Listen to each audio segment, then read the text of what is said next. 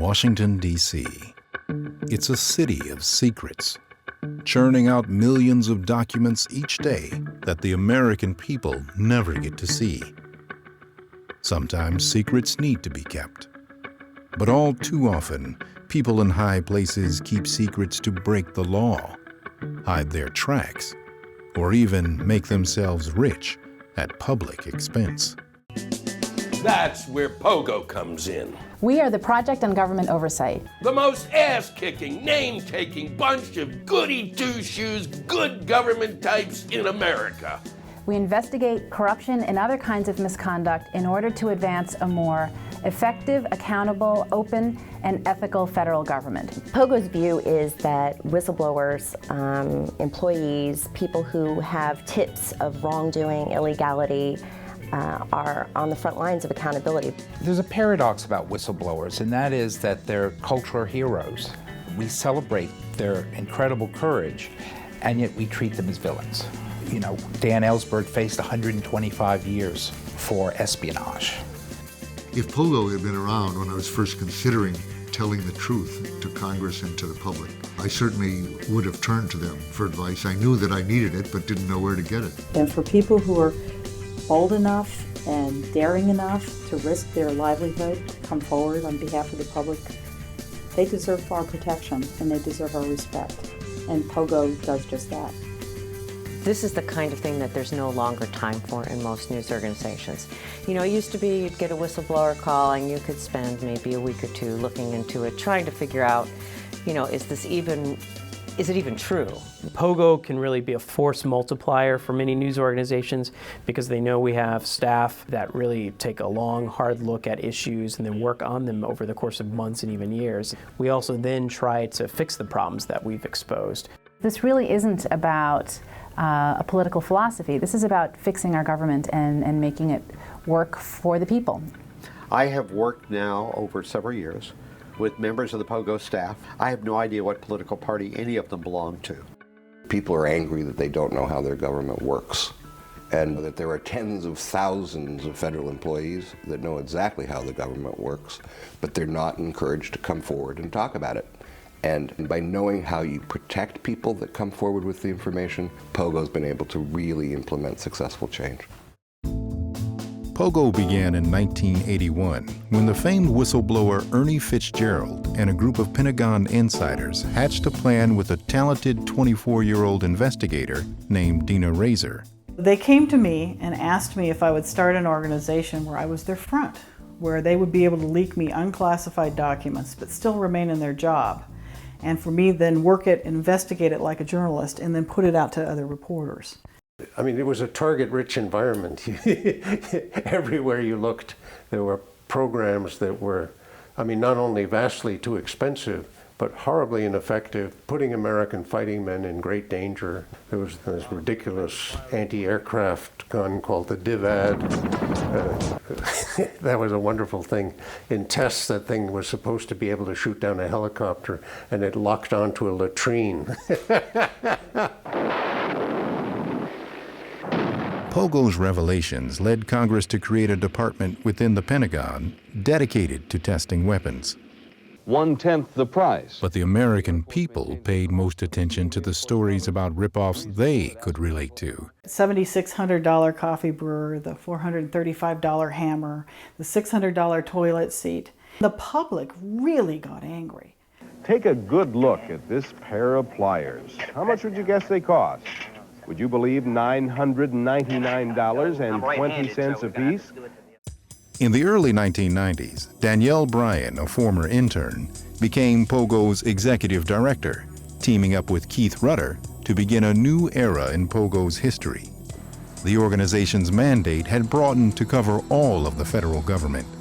But today, the military continues to be a prime source for scandal, from overpriced, ineffective weapons to the massive shift toward hiring outside contractors. In the fall of 2009, we began to hear from whistleblowers who were private security contractors protecting the U.S. Embassy in Kabul. One guy got us information and he said, oh, there are others who know about the situation.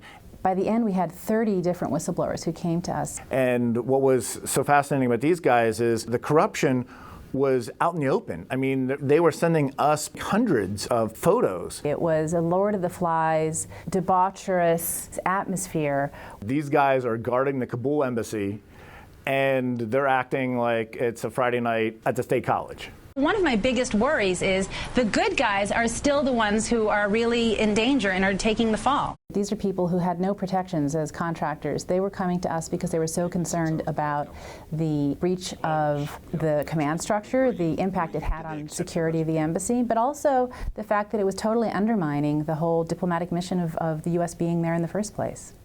In the end, POGO's disclosures caused the firm Wackenhut to lose their contract defending the Kabul embassy, and sparked an ongoing inquiry on Capitol Hill into the wisdom of using contractors for such jobs in the first place. Okay, well, welcome to another podcast brought to you by the Project on Government Oversight. And today we're going to talk about contractor accountability. We've seen federal contract spending dramatically increase from $200 billion a year back in 2000 to over $500 billion a year in fiscal year 2010. Is the government so reliant on contractors that they're too big to fail? According to the Project on Government Oversight, from 2007 through 2009, more than 200 Department of Defense contractors who incurred judgments or made settlements for fraud charges were awarded $280 billion in DoD contracts. In an effort to place a spotlight on contractor accountability issues, POGO created the Federal Contractor Misconduct Database in 2002. We have over 1,000 civil, criminal, and administrative instances involving the 150 top contractors. We're pulling in resources and putting it in one place so the public can look at the problems and see for themselves what's going on. When there were just 3 people on staff, little tiny POGO decided to take on those paragons of virtue, the oil companies. Over 15 years ago, we began investigating how the oil and gas industry was underpaying what it owed the federal government for drilling for oil and gas on public lands, to the tune of really billions of dollars. They were keeping 2 sets of books, one for themselves and one for the people of America, and guess who was making the record profits? The oil companies. It became clear to us that we just couldn't get the government to do the right thing and fix the problem. And so we sued the 15 biggest oil companies under the False Claims Act.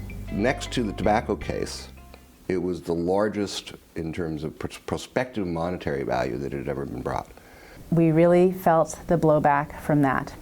It resulted in those members of Congress who were the biggest recipients of campaign contributions from the oil industry coming after us with a vengeance. A secret plan hatched years earlier by a group called POGO. Some in the Republican majority brought contempt of Congress charges against POGO and against Danielle personally. They were really going after our phone records to identify who all our whistleblowers were. There were a couple who had gone public, but there were many more who were not, that we were protecting. They say to us, we will not tell you how we use government insiders to learn information.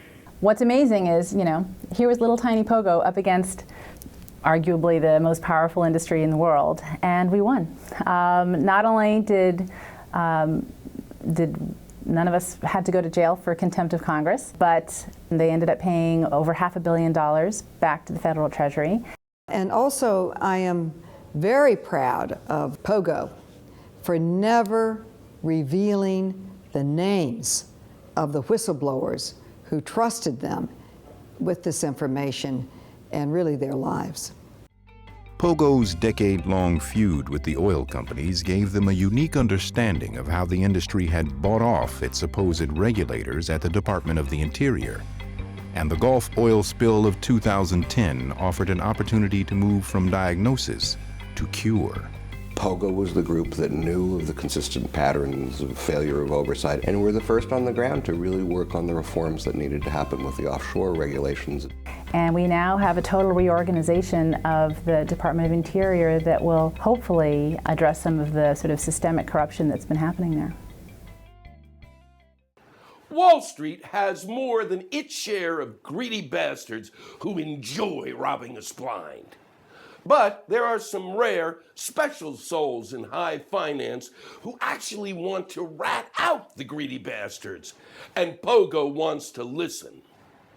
POGO played a role in promoting a lot of really important provisions in the Dodd-Frank Wall Street Reform Bill. For example, the SEC and other government regulators now have much more authority to provide awards and protections to whistleblowers in the financial industry who are uncovering really serious examples of fraud, but are often unsure about, reporting these things to their own boss, or they're often fearing, retaliation against themselves. And what they pointed to were two of the biggest Ponzi schemes that were out there, the Madoff scheme and the Stanford scheme, and said in both cases there were whistleblowers that were there that were not heard. And if you don't reform the way in which this is done, you won't hear those whistleblowers in the future. That argument persuaded Congress to include protections and awards for whistleblowers in the final package of Wall Street reforms. One thing we certainly know after 30 years is it doesn't matter who's in the White House or who's running the Congress. We are always going to be busy at POGO. There's always going to be work to do and challenges to push the federal government to be as ethical, open, effective, and accountable as it should be. And those are things that while every politician talks about them, neither party owns those issues, and we will always be pushing them to do better than they're doing. You don't know who's going to contact us, who's going to email us. When that phone rings, are we going to be sent down a whole new avenue of exposing corruption and exploring solutions?